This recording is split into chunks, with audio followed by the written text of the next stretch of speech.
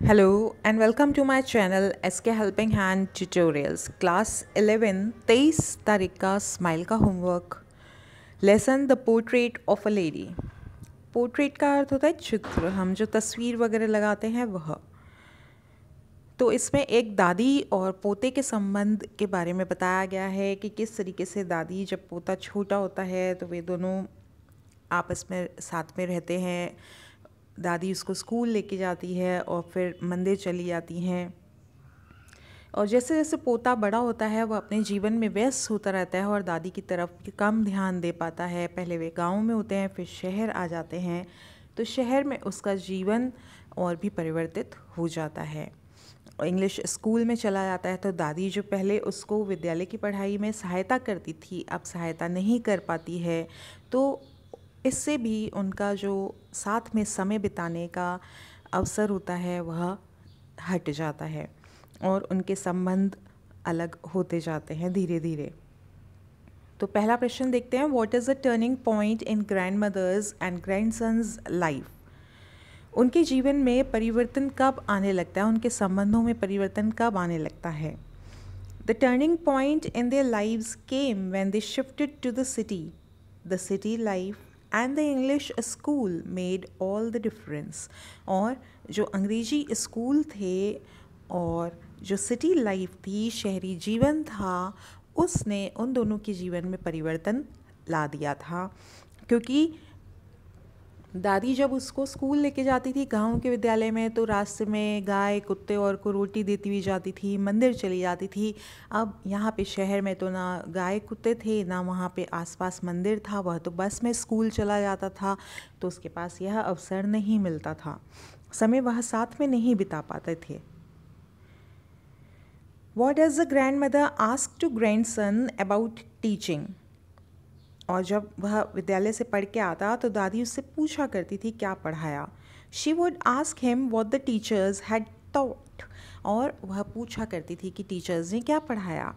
She was sad, और वह दुखी होती थी, as there was no teaching about God and the scriptures. और उसे दुख होता था कि यह जो अंग्रेजी स्कूल में वह पढ़ाई कर रहा है वहाँ पे ईश्वर के बारे में और जो हमारे वेद पुराण शास्त्र इत्यादि हैं उनके बारे में कोई किसी प्रकार का अध्ययन उसे नहीं कराया जा रहा था, इसलिए वे दुखी होती थी। Why music lessons disturbed grandmother. तीसरा प्रश्न देख रहे हैं हम लोग कि म्यूज़िक लेसन्स उसे क्यों डिस्टर्ब करते थे।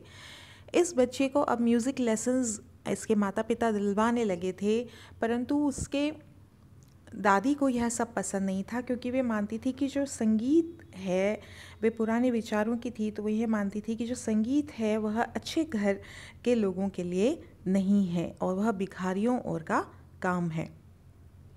She hated music. She felt music was not meant for gentle folk. अच्छे घर के लोगों के लिए नहीं है। सो शी वॉज डिस्टर्ब्ड, और इसीलिए वह परेशान होती थी। नेक्स्ट प्रश्न देखते हैं, प्रश्न संख्या 4।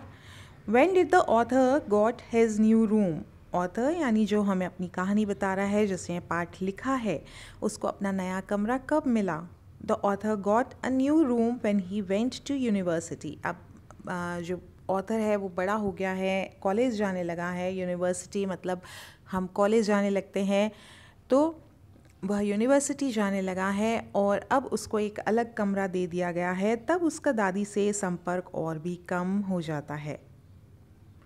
Why did grandmother rarely talk to author after music lessons? Music lessons उसे हमेशा परेशान करते थे, उसे पसंद नहीं था, और इसलिए दादी ने इस म्यूज़िक लेसन्स को डिसअप्रूव करने के लिए, अपनी अस्वीकृति जताने के लिए उससे बात करना कम कर दिया था। वह अधिकतर शांत रहने लगी थी। She did not like music. उसे म्यूज़िक पसंद नहीं था। To express her disapproval for the music lessons she rarely talked to the author. और वह डिसअप्रूवल यानी कि अस्वीकृति अपनी अस्वीकृति जताने के लिए, डिसअप्रूवल अस्वीकृति, उसे स्वीकार नहीं था कि वह म्यूज़िक लेसन्स ले। She rarely talk to the author, वह बहुत कम अवसर पर उससे बातचीत किया करती थी। तो यह प्रश्न उत्तर आप अपनी कॉपी में कर लेंगे। कॉपी के ऊपर आप अपना पाठ का नाम अवश्य लिखा कीजिए। The portrait of a lady, दिनांक 23 तारीख का यह कार्य है। उम्मीद है आपको वीडियो पसंद आया। So do like and do comment. Subscribe नहीं किया तो चैनल को सब्सक्राइब जरूर